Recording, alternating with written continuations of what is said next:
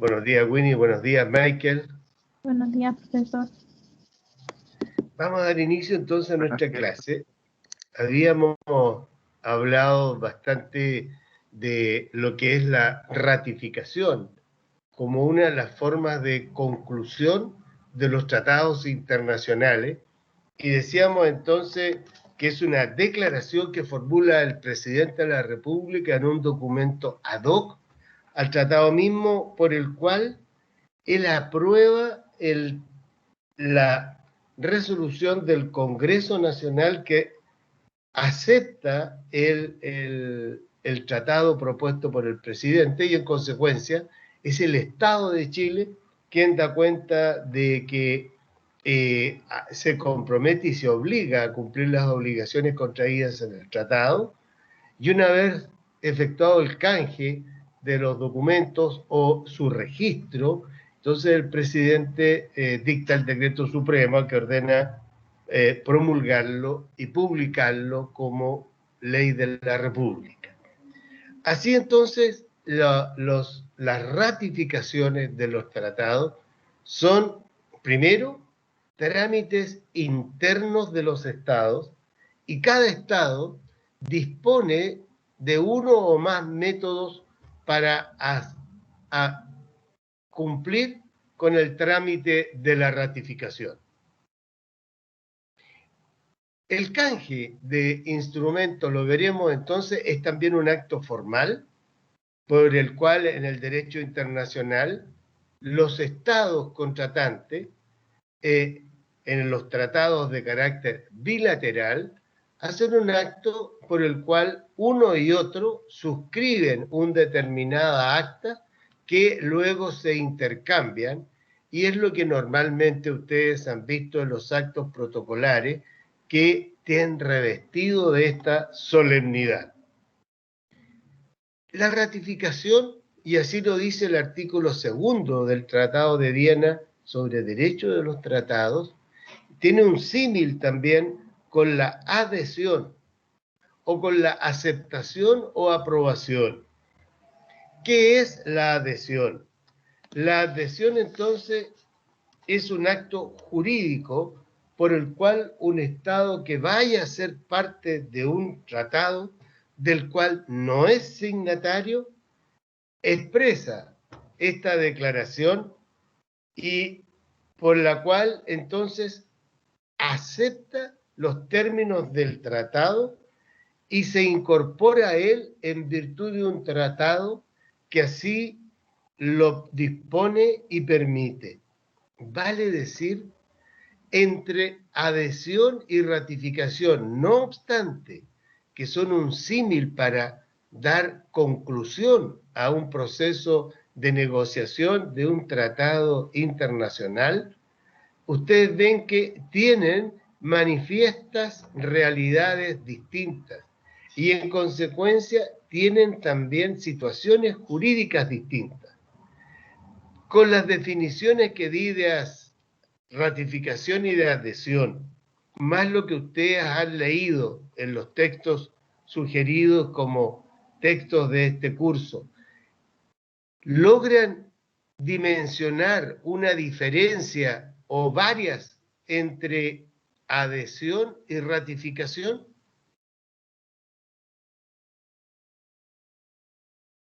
¿Quién me puede decir algo? ¿Cómo graficarían ustedes cuál sería una diferencia entre ratificar y adherir? A ver, Stephanie, ¿qué puede decir usted?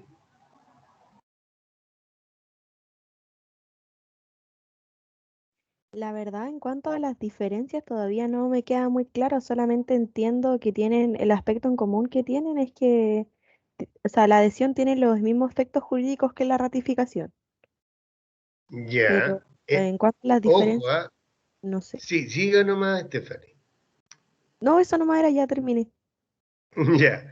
No, hay que tener cuidado, porque si bien es cierto, en lo sustantivo producen efectos similares de concluir un trámite de negociación de un tratado, pero que en el fondo lo sustantivo es que mediante aquel acto el Estado se adquiere la obligación de cumplir con las obligaciones, y valga la redundancia, contenidas en dicho tratado, hay una diferencia sustantiva entre uno y otro.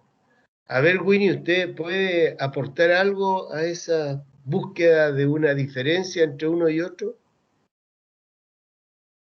No, profe, en realidad no sabría cuál es la diferencia. Por lo que yo he leído, son como casi sinónimos que se utilizan como para poder, eh, eh, cuando se, ¿cómo se llama? Cuando se firma por el presidente y después se va al, ¿cómo se llama esto? Después el Congreso tiene que afirmarlo y todo, pero no sé cuál es la diferencia. Ya, Winnie, gracias. Javiera quiere decirnos algo. Y profesor, por lo que entendí yo, Te la escucho muy adhesión, bajito, Javiera. a ver, es que estoy sin auriculares. A ver, ¿ahora me escucho un poco Ahí, mejor? ahí sí, Ya. perfecto. Sí. Por lo que entendí yo, la adhesión es cuando un Estado acepta la oferta o la posibilidad de formar parte de un tratado el cual ya está formado y negociado por otros Estados, mientras que la ratificación es el acto por el cual un Estado indica por medio de su consentimiento que quiere obligarse por medio de ese tratado. Perfecto. Efectivamente, ay, perdonen. Efectivamente, en la adhesión, como su propio nombre lo indica, es un Estado que, en virtud de que el tratado así lo dispone y lo permite, él se incorpora a un tratado ya establecido, ya negociado. Por lo tanto, la definición que es un acto jurídico por el cual un Estado que vaya a ser parte de un tratado del cual no es signatario, da cuenta precisamente de que ese Estado no participó del proceso de negociaciones encaminadas a obtener el texto del tratado y, en definitiva, los términos del mismo. Por ello es entonces que, si bien es cierto, ambos significan la inclusión de un Estado en un tratado internacional, mediante la ratificación, es la conclusión de un Estado que ha participado activamente en el proceso de negociación, de adopción del texto, de reconocimiento de los poderes de los plenipotenciarios, y en definitiva, él fue un ente activo en la redacción y conclusión de ese tratado. En tanto que la adhesión normalmente son para tratados, normalmente son de carácter multilateral, y en los que el Estado del cual no ha sido signatario de ese tratado, por lo tanto no participó en su negociación, toma la decisión de incorporarse y de contraer las obligaciones que allí se establecen. Esta diferencia, entonces, tiene mucha relación y mucha importancia para un efecto jurídico que vamos a conversar más adelante en esta sesión, respecto de la entrada en vigencia del tratado. Porque, como ustedes comprenderán, un tratado que se ratifica, el mismo tratado dispondrá la fecha en que entrará en vigencia o dirá las condiciones para que el tratado así tenga plena vigencia, cosa que ocurre normalmente en los tratados multilaterales.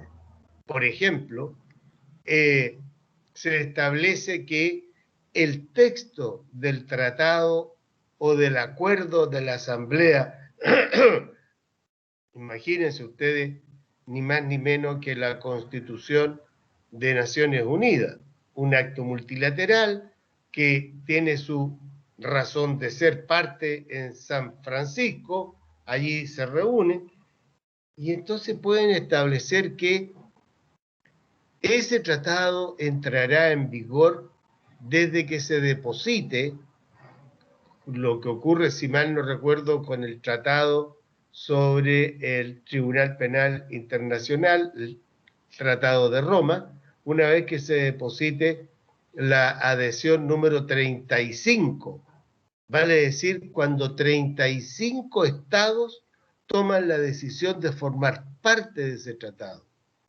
Ratificado entonces así la decisión mediante los depósitos de los documentos que así lo expresan, una vez que se depositó el instrumento número 35, ese tratado empezará a tener vigor en los términos que en él se estipule, que normalmente son a ciertos plazos, días, meses o años, normalmente días, de la fecha en que se produzca el depósito del 35º estado que así adhiere a ese tratado.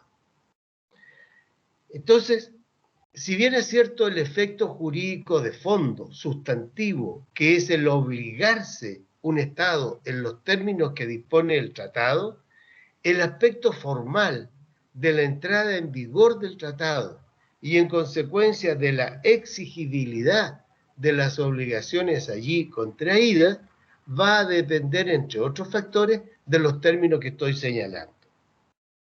No es lo mismo en los tratados bilaterales porque el canje de instrumentos, ese acto produce entonces la certeza jurídica de que el tratado entró en vigor, excepto que el mismo tratado disponga que ese tratado entrará en vigor a determinado plazo de dicha fecha o al cumplimiento de determinada condición. Eso está en consecuencia entregado a la libertad de los negociadores que así han concluido un tratado internacional.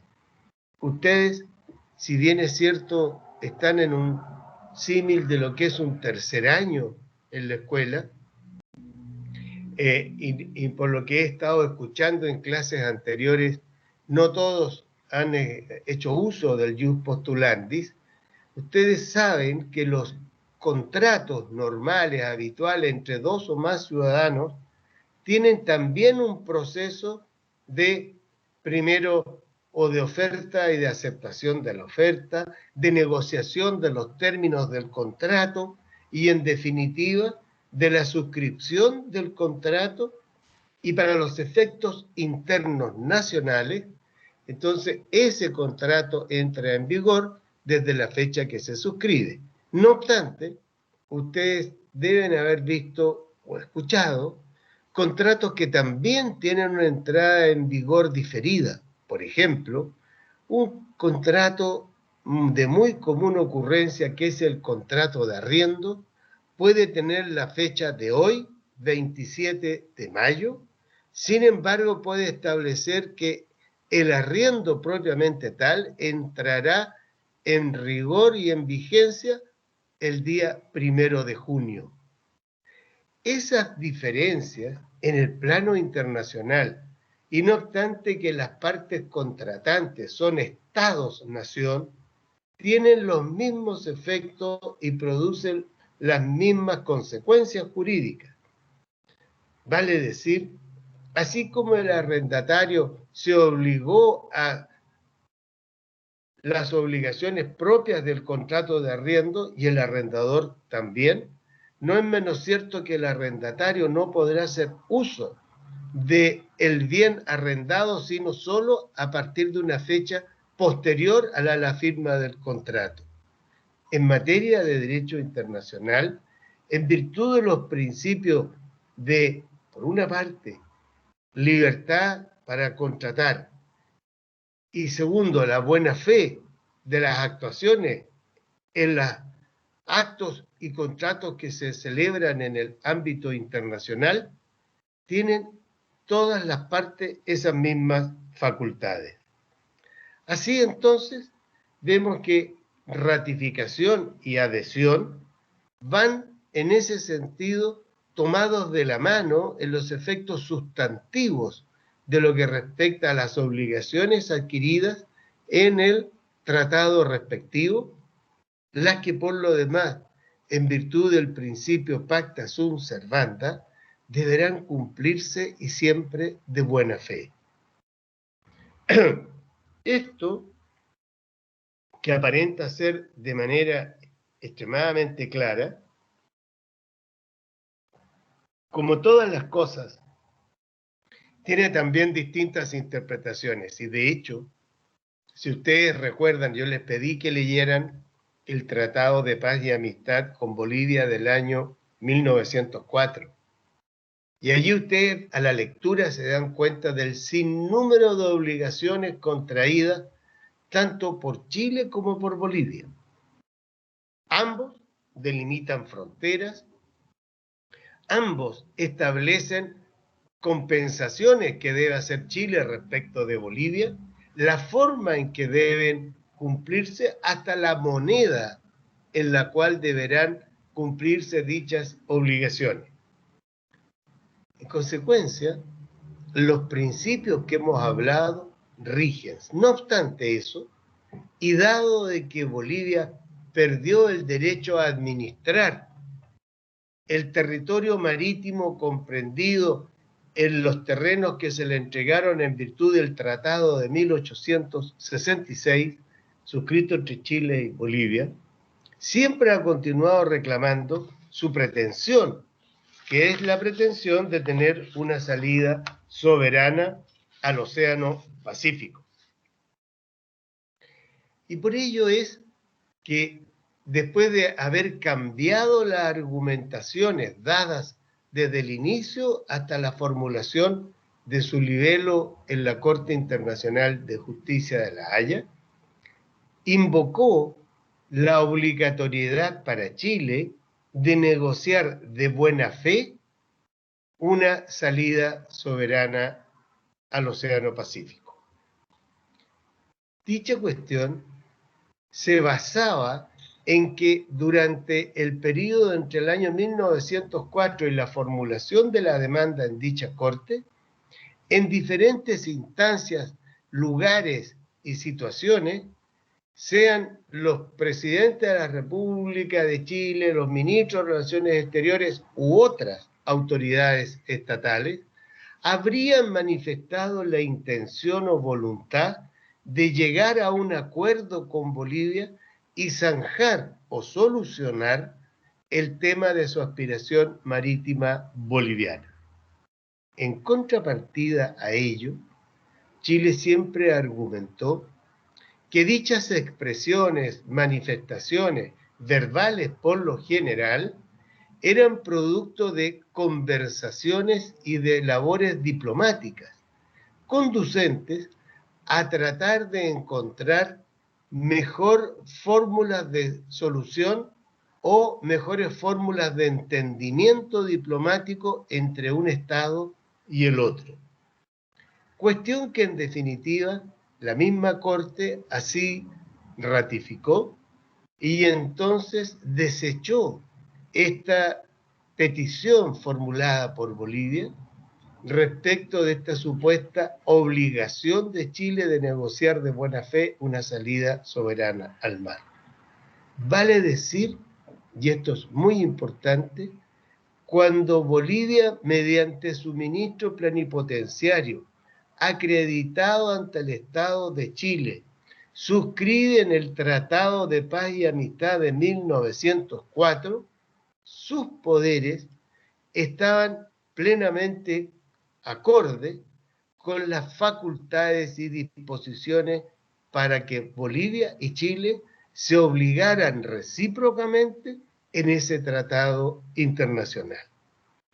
En consecuencia, la fuerza jurídica que tiene ese acuerdo de carácter internacional, ustedes ven que es profundo.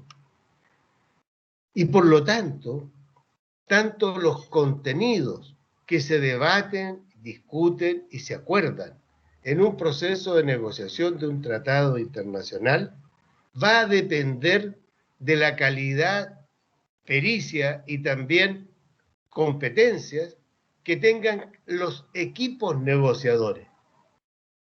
Pero una vez concluido el tratado y ratificado el tratado oportunamente, dicha obligación debe cumplirse. En consecuencia, era una tarea no menor la del Estado boliviano de tratar de crear un nuevo escenario. ¿Y por qué crear un nuevo escenario para discutir su pretensión marítima?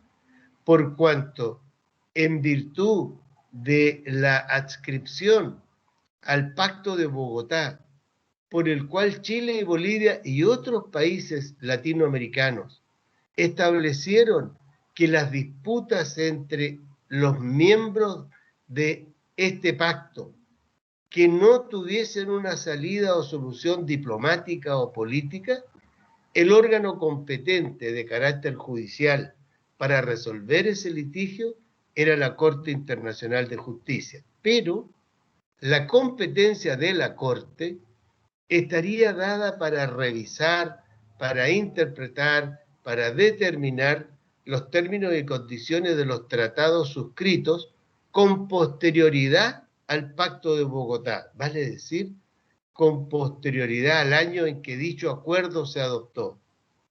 En consecuencia, el Tratado de 1904 con Bolivia quedaba excluido de la competencia de la Corte respecto de los términos de ese tratado. Por ello es que Chile interpuso lo que se llamó la cuestión previa o preliminar, que en términos del derecho procesal común interno chileno prácticamente equivale a lo que es una excepción dilatoria. Porque se estaba cuestionando ni más ni menos que la competencia de la Corte para conocer de aquello.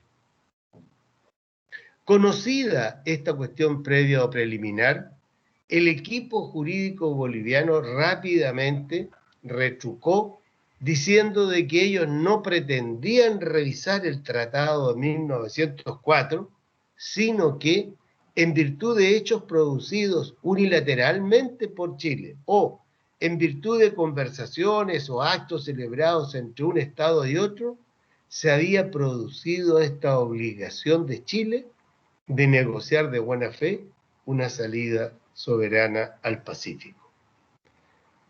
Afortunadamente, el derecho imperó, porque ciertamente sería una contradicción profunda el que la Corte hubiese dicho que esas tratativas, conversaciones, términos de intercambio protocolar entre uno y otro Estado, pudiesen derivar en la generación de obligaciones jurídicas, porque como bien lo afirmó la Cancillería chilena, esas fueron conversaciones diplomáticas de carácter político, en consecuencia, tendientes a mejorar el entendimiento entre ambas naciones.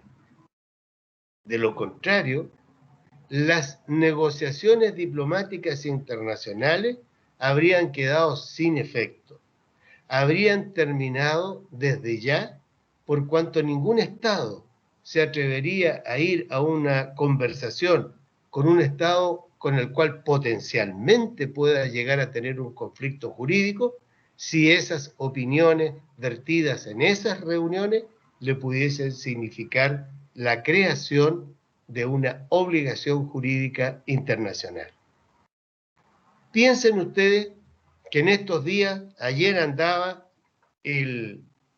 ¿cómo se llama? Blinken, el canciller de Estados Unidos, visitando Israel y también Palestina y luego Egipto, que está actuando de intermediador en este acuerdo de armisticio que se ha producido entre las organizaciones palestinas y el Estado de Israel.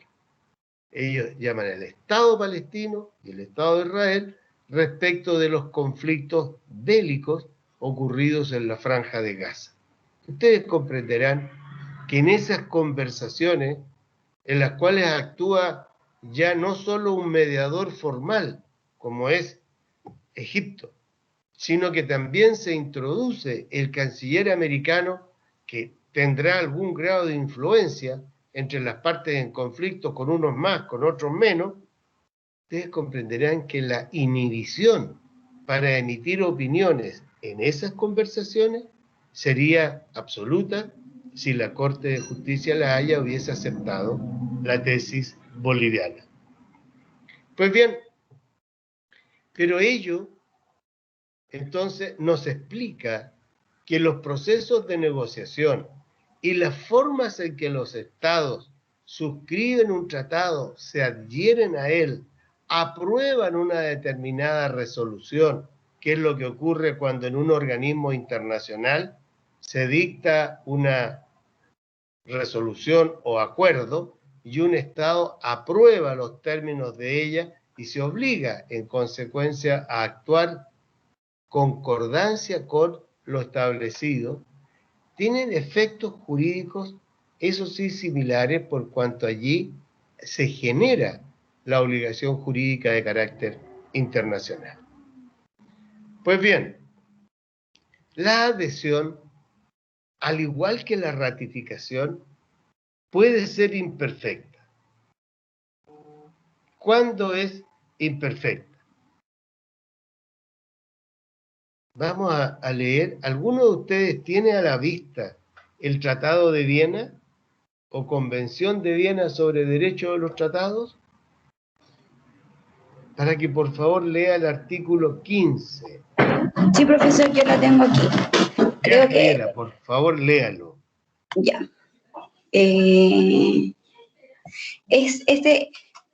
Esta es cierto, o sea, ojalá que no esté en el documento equivocado, pero según yo es este. Ya, artículo 15. Consentimiento en obligarse por un tratado manifestado mediante la adhesión. El consentimiento de un Estado en obligarse por un tratado se manifestará mediante la adhesión. A. Cuando el tratado disponga que ese Estado puede manifestar tal consentimiento mediante la adhesión. B. Cuando conste de otro modo que los Estados negociadores han convenido que ese Estado puede manifestar tal consentimiento mediante la adhesión. O C.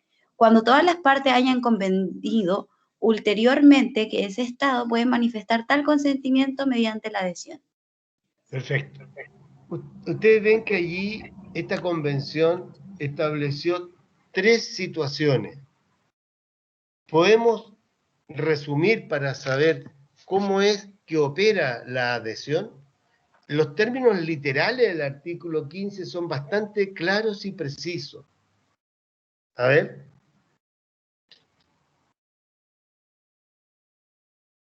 ¿Quién tiene una opinión?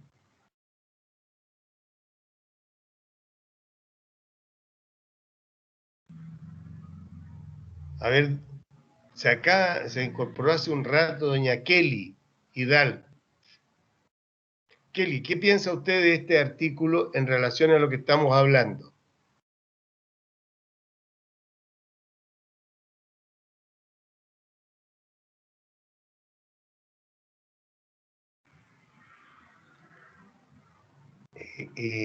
Kelly Hidalgo, ¿escucha usted bien?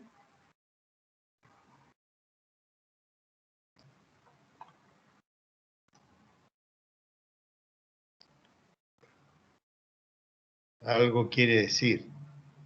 Ah, dice que tiene el micrófono malo. Bien.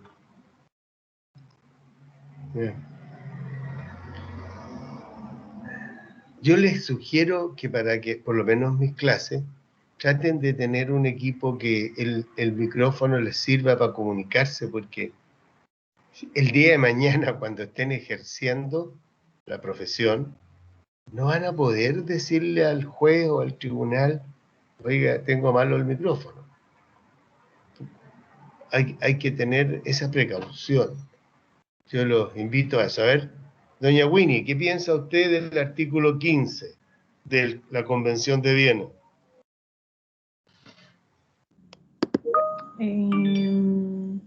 Espérate. Que me suena el teléfono.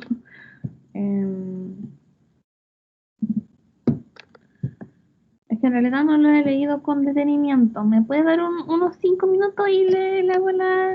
Pero encantado. Don Michael, ¿qué nos dice usted?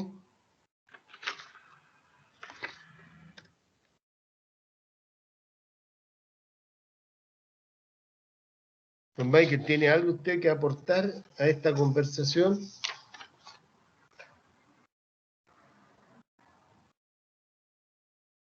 No se escucha.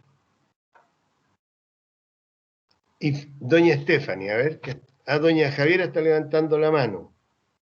Ya, profesor, según lo que entendí yo, el artículo 15 relata 3 situaciones para que se pueda obligar a un Estado mediante la adhesión.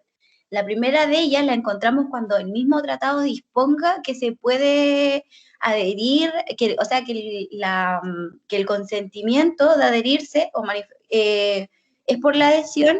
El segundo es cuando los mismos Estados que negocian tal tratado acuerden que se puede manifestar de otro modo la adhesión, y el tercero es cuando las mismas partes de tal tratado convienen algún modo de cómo manifestar el consentimiento de adherirse a tal tratado. Claro, efectivamente. Mire, lo primero es fundamental, porque las partes que son ya obligadas por el tratado en cuestión disponen libremente que ese Estado puede adherirse. Y eso quiere decir que pueden dejar una cláusula abierta, puede cualquier Estado adherirse o determinado Estado puede adherir a este tratado. Por ejemplo, supóngase usted un pacto de cooperación y de integración suramericana. Lo suscriben solo 4 o 5 estados. Pero como tiene un carácter territorial, bien pueden los estados signatarios y ya parte de ese tratado establecer que cualquier otro estado perteneciente a Sudamérica puede adherir al tratado. En consecuencia, queda determinada una limitación. No podría un Estado europeo, africano, asiático incorporarse al tratado. O que lo que ocurre normalmente en los tratados de carácter multilateral y de carácter amplio en lo internacional, territorialmente, que cualquier Estado pueda adherir, como ocurre, por ejemplo, con el Tratado de Roma relativo a la Corte Penal Internacional. Entonces, allí se va señalando la primera criterio, libertad de las partes, el principio de libertad, ¿cierto?, de las partes contratantes. Cuando también dice, conste de otro modo, que los estados contratantes han convenido que ese estado pueda manifestar tal consentimiento mediante la adhesión. Es decir, ya no en el texto del tratado, pero sí bien puede ser en una declaración posterior, en un acuerdo posterior, en otro instrumento internacional que deciden, queda abierta la posibilidad de que ese Estado pueda adherir a este convenio internacional. Y finalmente, cuando todas las partes establecidas en el contrato con posterioridad a su entrada en vigencia, manifiestan su conformidad para que ese Estado pueda adherir. Vale decir, no lo previeron, no quedó disponible, no consta de otro modo que existe la posibilidad de adherir, pero todos deciden en un acto con ulterioridad a la vigencia del tratado, aceptar que un Estado determinado o determinados Estados puedan adherir al tratado en cuestión. Así todo, tanto en la ratificación como en la adhesión, puede ocurrir lo que en doctrina se llama la adhesión imperfecta. con lo que hemos podido hablar en estas clases, ¿cómo se imaginan ustedes que se constituye jurídicamente esta adhesión imperfecta en los términos que estamos hablando?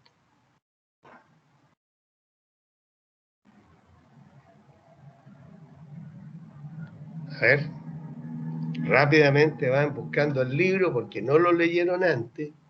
Es imperioso para mis clases leer antes. Doña Javiera. Doña Javiera levantó la Ay, mano. no, no, profesor, se me levantó sobre la mano de Bueno, casualidad. Pero, se sí, baja la mano. sí, porque no Ya, se me ocurre. ya. ¿Y a quién se le ocurre algo? A ver, doña Winnie.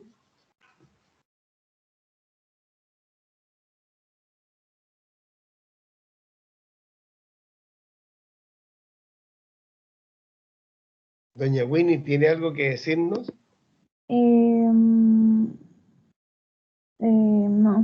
No, ¿para qué le miento? No sabía que había que leer algún artículo, o sea, leer el libro. Yo siempre leo el libro con anterioridad, pero no sabía qué capítulo. Mira, aquí hay que ver el tema de la asociación de lo que estamos hablando. Porque para adherir a un tratado internacional, el Estado-Nación deberá cumplir con lo que disponga su ordenamiento jurídico interno respecto de cómo manifestar dicha voluntad de obligarse. Lo vimos en la ratificación en virtud de cómo opera en nuestro ordenamiento jurídico el artículo 32, número 15 de la Constitución, con el artículo 54, número 1 de la misma, en orden a que es el presidente de la República quien propone al Parlamento que un determinado tratado internacional y el Parlamento asume el rol de aprobarlo o desecharlo. ¿No es así? Una vez concluido ese trámite, entonces el presidente de la República emite una declaración formal expresando de que él aprueba. Fíjense, después que el Parlamento lo aprueba, él también lo aprueba, para que así entonces tenga validez y vigencia internacional. En la adhesión imperfecta, para que el Estado se pueda obligar internacionalmente, conforme a los dos artículos antes citados, el presidente también debe enviar al Parlamento el tratado al cual él se va a adherir. Y en consecuencia, en ambos casos, el trámite legislativo es consustancial al sistema creado por el orden jurídico nacional para que la obligación del Estado de Chile sea completa o perfecta. Por eso es que cuando no se cumple con dicho trámite legislativo, la doctrina señala que esa adhesión sería imperfecta, porque obviamente hay un trámite que no concluyó el Estado conforme a sus propios términos. Y desde el punto de vista del derecho internacional, no es permitido invocar que el incumplimiento de las normas internas sea causal o motivo para invocar a favor del Estado que incumplió sus propias normas un principio de nulidad o de excusa del cumplimiento de sus obligaciones. Y esto es una lógica consecuencia de lo que significa que nadie se puede valer de su propio dolo. Porque si el Estado que ratifica o que adhiere a un tratado luego invoca que no puede cumplir las obligaciones adquiridas porque no cumplió él los trámites que su propio ordenamiento jurídico dispone, estaríamos en el peor de los mundos, porque allí sí habría el principio de que se aplicaría el principio de que nadie puede valerse de su propio dolo. ¿Quedó más claro ahora la explicación de la adhesión o ratificación imperfecta? ¿O tienen alguna duda todavía sobre este tema? Pero si es imperfecta, igual vendría, o sea, ¿sería válida o ya no sería válida? Ah, qué buena pregunta. Pero la vamos a dejar para después de los 10 minutos de descanso, que ya nos toca, ¿ah? Para que lo analicemos y ustedes lo piensen. Pero muy buena pregunta. Quiere decir con esto de que se entendió la explicación de cómo opera o cómo se constituye la adhesión imperfecta. Sí, profesor. Ya. Entonces, por favor, lean ahí algo en el libro de Hugo Llano, vean la Convención de Viena, para que hablemos al comienzo del descanso sobre precisamente qué efecto jurídico produciría la adhesión imperfecta. Nos vemos en 10 minutos. Gracias.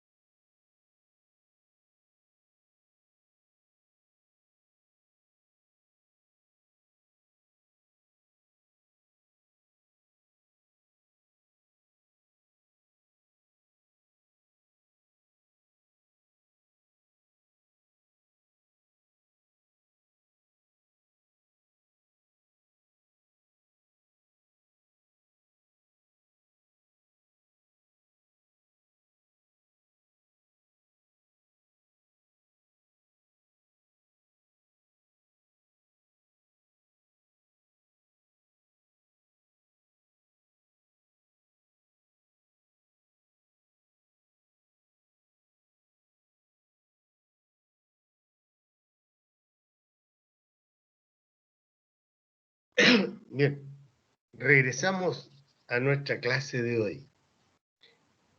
¿Tuvieron oportunidad entonces de observar sus textos, revisar el tratado?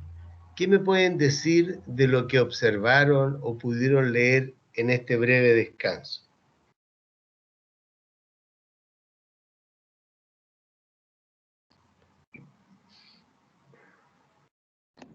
Yo con... Doña Winnie, diga, espérese que no lo estoy escuchando.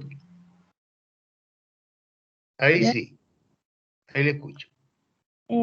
Respecto a la pregunta que yo había hecho antes, eh, sí, o sea, encontré una respuesta, pero no sé si no la entendí muy bien, pero decía que en realidad si que no se cumplían los requerimientos del derecho interno para la aprobación del tratado, igual el tratado entraba en vigor de manera internacionalmente, Ya. ¿ya? Eh, pero me cuestiono tal vez porque cómo va a entrar en vigencia si es que no ha sido aprobada. Ah, perfecto. Una buena conclusión la suya. Efectivamente, el libro del profesor Llano da cuenta de ese informe que se produjo el año 1974 con posterioridad a la Convención de Montreal, que vino a tipificar los delitos vinculados al secuestro de aeronaves. Era de muy común ocurrencia en esa época el secuestro de aeronaves comerciales, pasajeros incluidos, que eran secuestrados, llevados a determinados territorios bajo exigencias múltiples y diversas, desde recursos financieros, la liberación de personas privadas de libertad, ciertas declaraciones, ciertos compromisos, un sinnúmero de exigencias que eran reclamadas por estos secuestradores. Había existido una conferencia internacional previa y la de Montreal entonces vino a consolidar y mejor tipificar la comisión de dichos hechos delictuales. Dicho tratado fue ratificado, fue adherido por Chile con posterioridad, sin pasar por el trámite legislativo.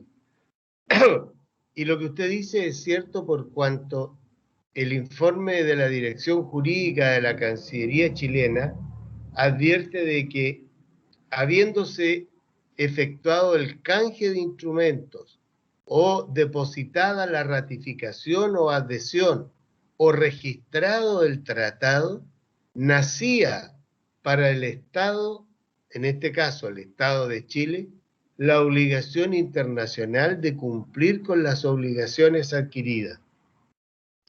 Allí, entonces, ese informe hace prevalecer el principio de la buena fe respecto de los otros terceros co-contratantes de ese tratado internacional, porque se pone en el caso de que todos los demás, primero, no tienen por qué conocer la legislación interna chilena respecto de los trámites de cualquier carácter que se puedan hacer para que dicha adhesión o ratificación sea perfecta.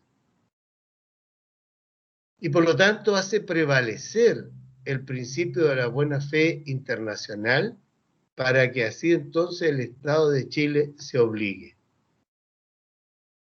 Ahora, Jenny, ¿le queda más clara la situación de dicho informe?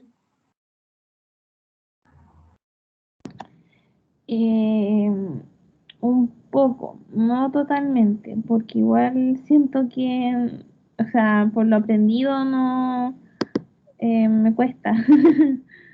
Ya, a ver, explíqueme qué es lo que no entiende para yo poder ayudar. Y los demás que están en clase, si tienen alguna duda y que tú también formúlenla, por favor. Ya.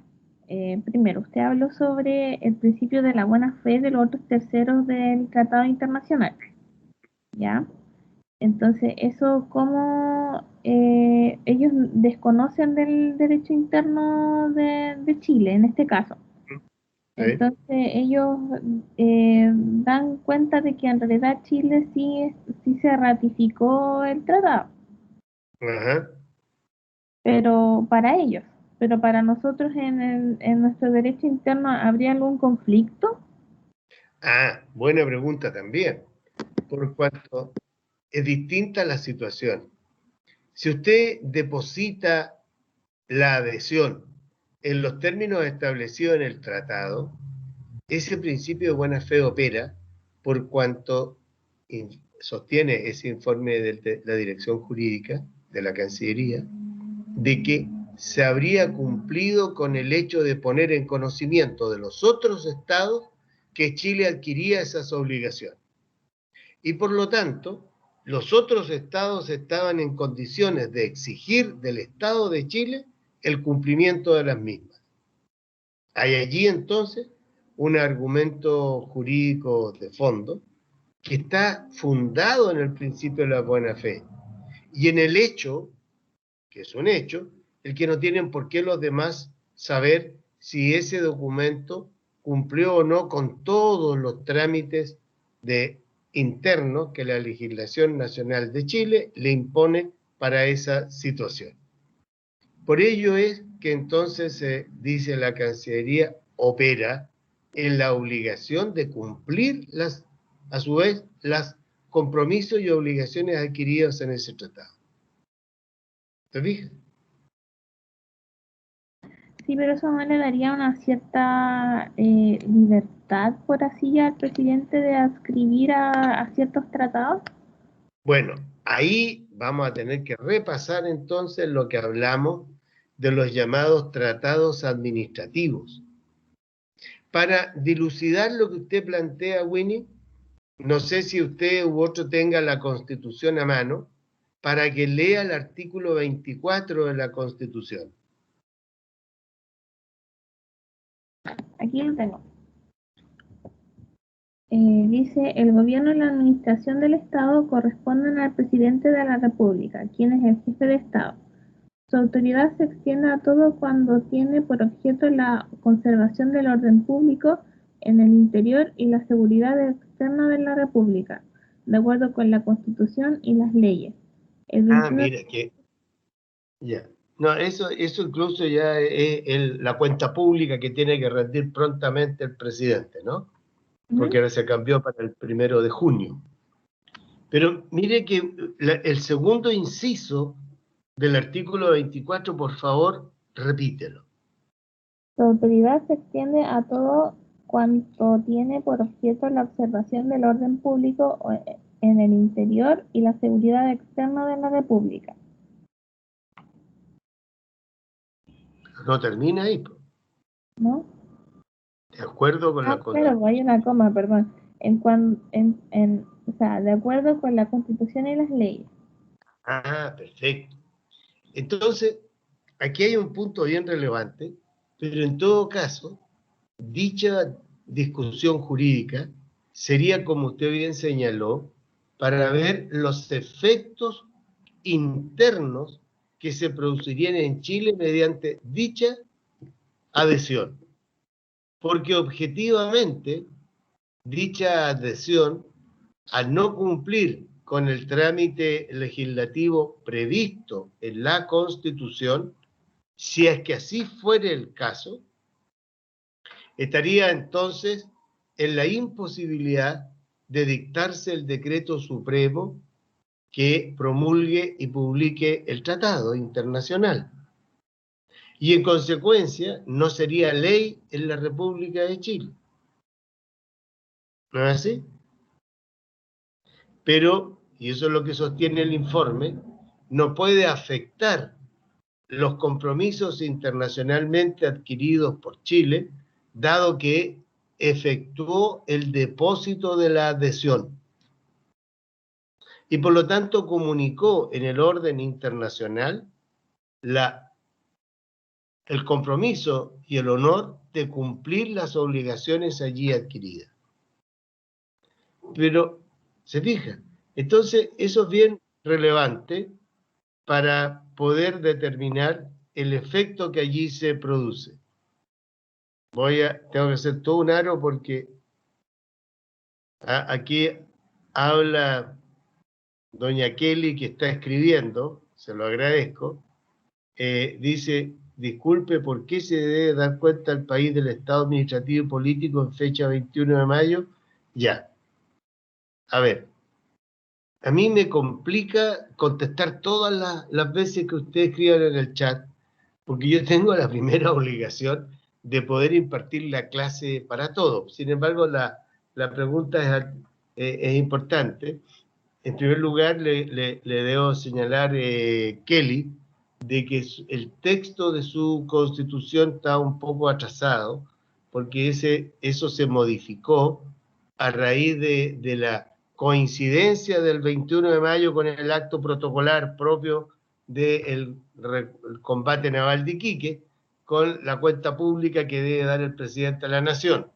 Entonces eso se modificó y quedó para el día 1 de junio de cada año. Segundo, es un principio fundamental del orden de la participación ciudadana y de la responsabilidad de los que ejercen cargos de autoridad en el Estado, que tengan que dar cuenta pública de sus actos. Y que más importante que la cuenta pública que haga el presidente o la presidenta de la nación, respecto precisamente a todos los actos que interesan a la nación toda. Entonces, esto es un principio de organización importante que tiene que ver con un principio de administración que en inglés se llama accountability. Vale decir, cómo rindo cuenta de lo que a mí se me confió. Ese es el sentido de la cuenta pública a la nación.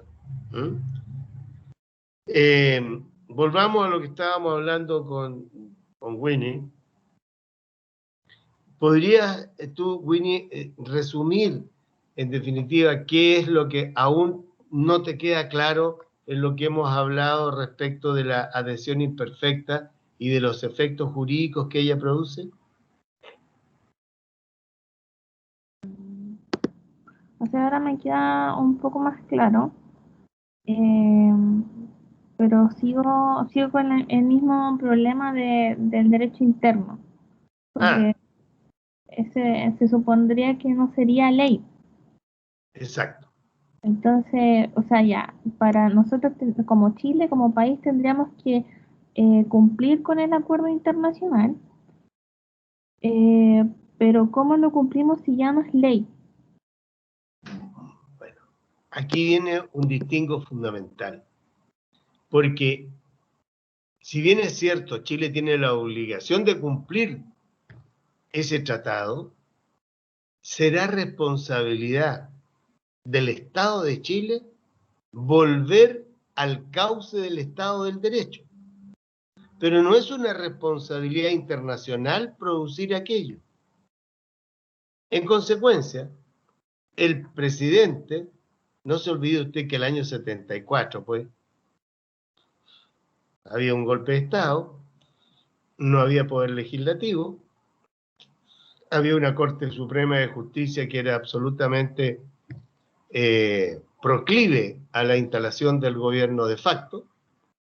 En consecuencia, bien podía quien detentaba la calidad de jefe de Estado en ese momento cumplir con los trámites administrativos para él y no de carácter político, institucional, para dar saneamiento jurídico a dicha situación. Pero supongamos que ello hubiese ocurrido en pleno régimen democrático, con plena libertad de las personas y con el ámbito de las competencias determinadas para cada institución, y por lo tanto cada institución haciendo cumplir el Estado de Derecho. Allí entonces cabía la posibilidad de que el Ejecutivo, de haber transgredido la omisión de haber efectuado el trámite legislativo, bien podría entonces con posterioridad convocar al Parlamento, ofrecer las explicaciones del caso que correspondan y someter la aprobación de dicho tratado internacional al Parlamento.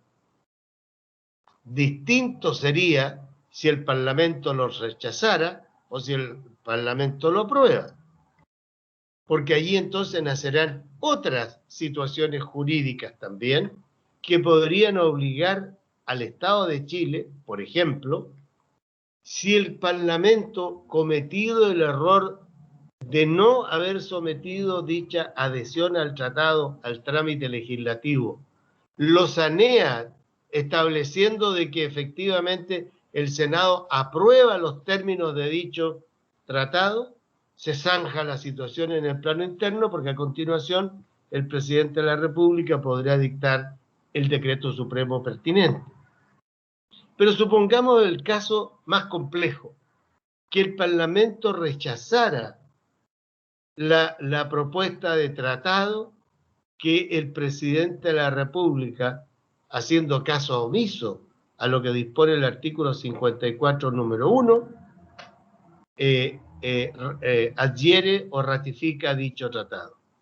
En ese caso, lo más probable es que el Estado de Chile deba, ante ese tratado internacional, denunciarlo para que así entonces hacer coincidir y hacer pleno respeto a lo que significa el orden jurídico interno. ¿Le queda claro ahora, Winnie? Sí, ahora sí me queda bastante claro. Perfecto.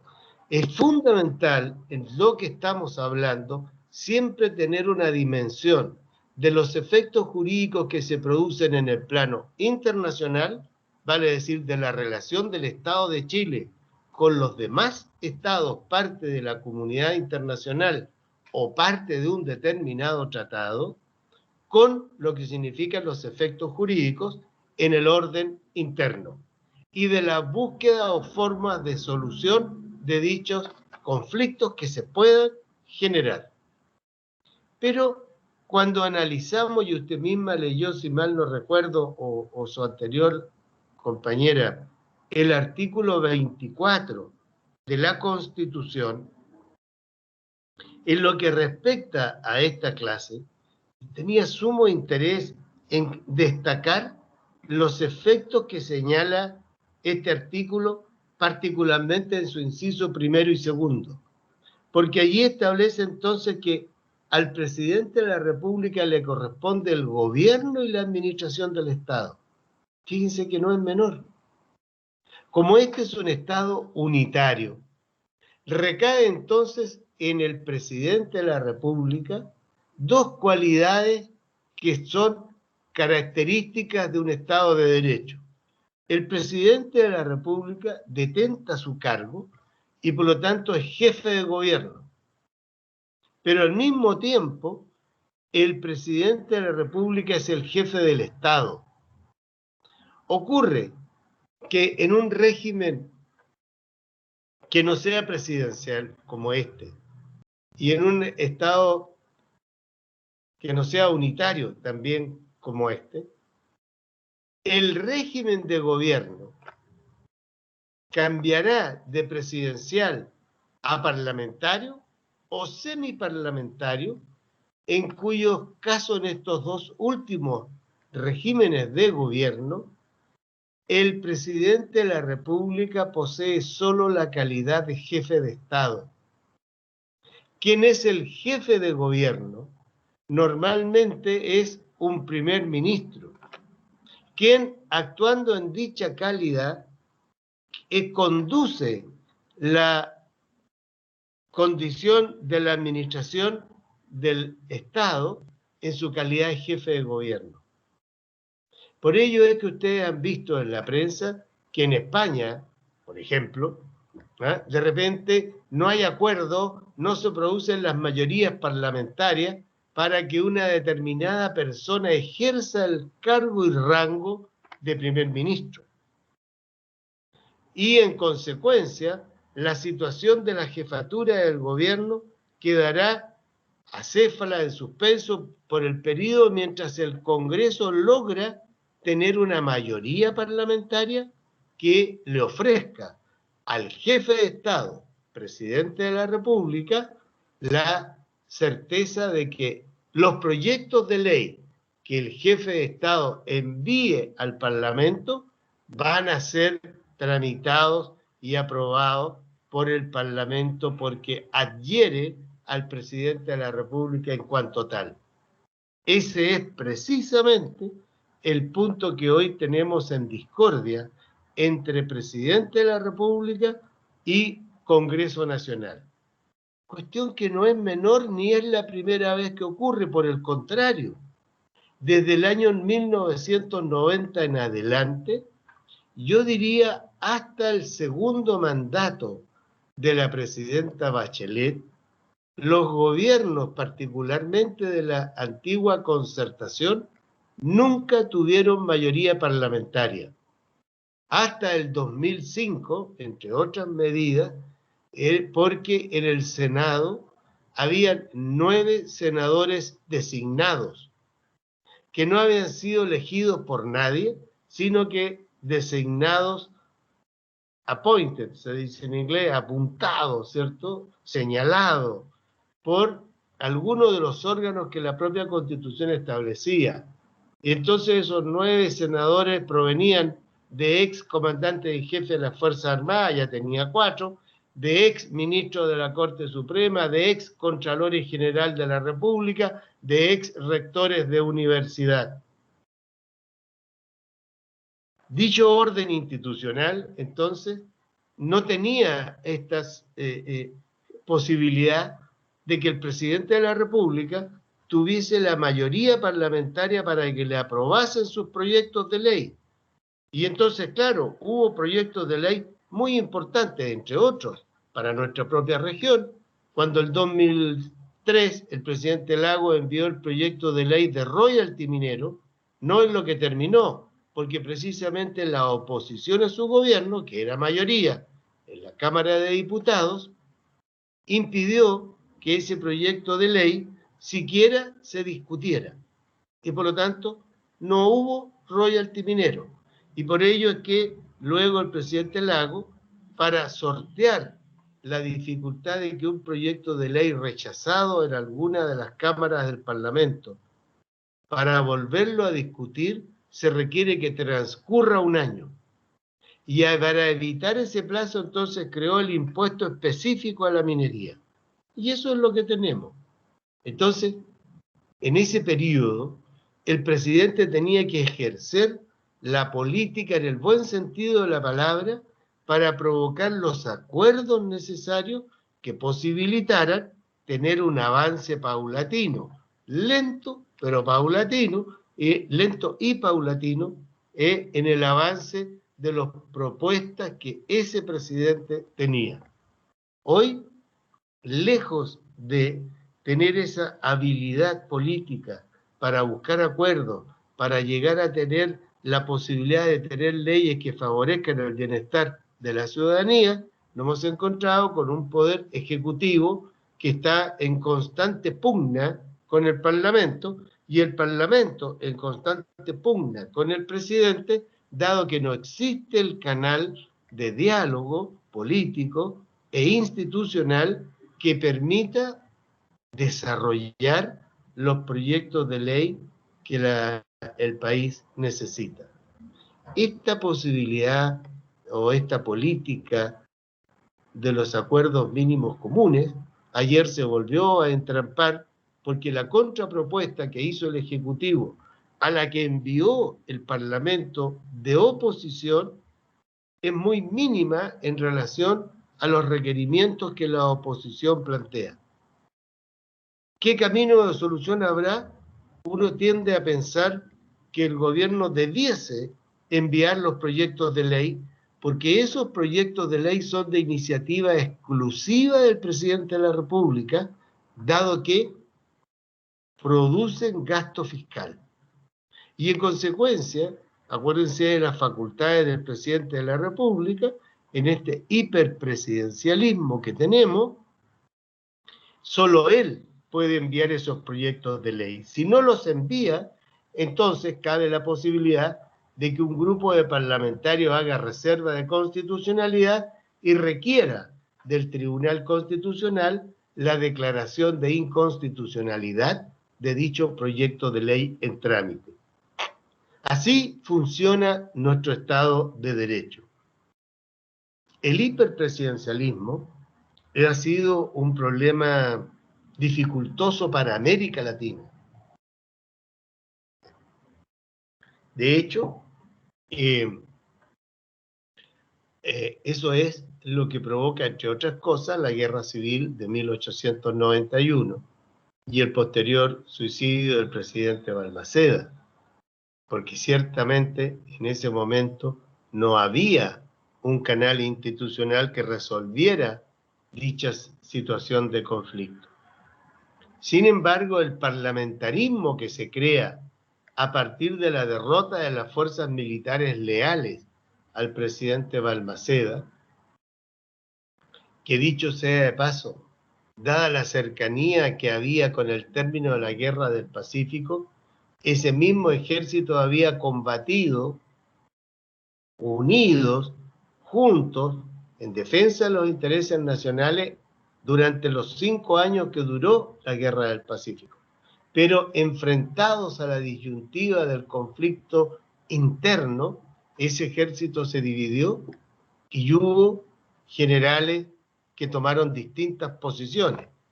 De hecho, Baquedano estuvo contra Balmaceda, en cambio el Manco Amengual estuvo a favor de Balmaceda.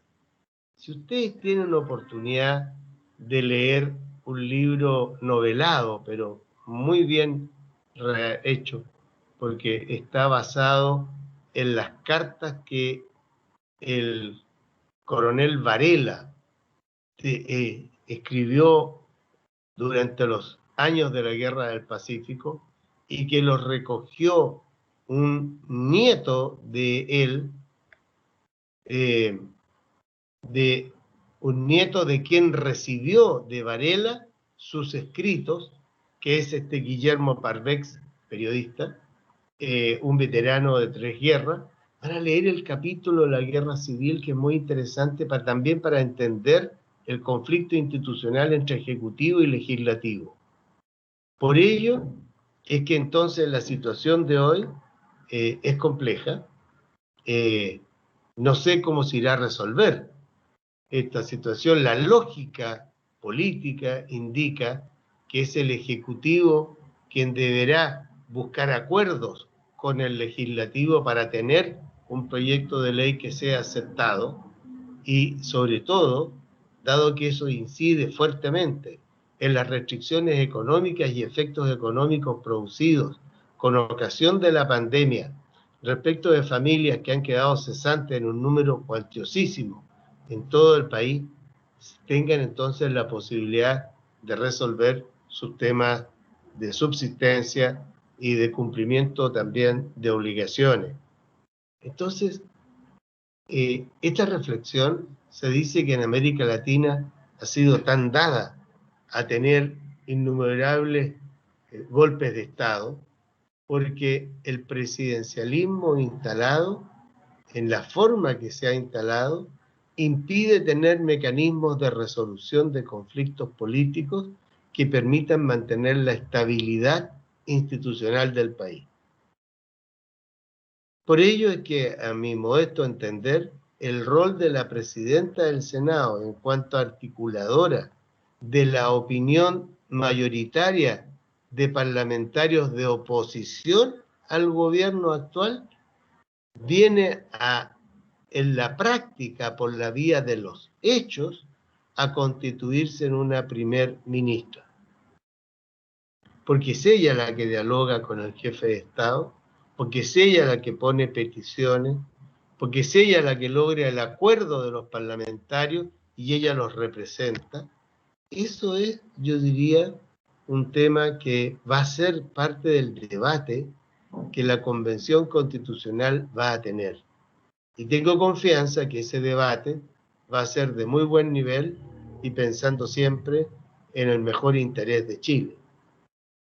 Pero lo cierto es que el modelo presidencialista extremo que tiene plasmada la Constitución de 1980 ha hecho crisis y está en seria duda su mantención, por cuanto no es un mecanismo que permita resolver la situación.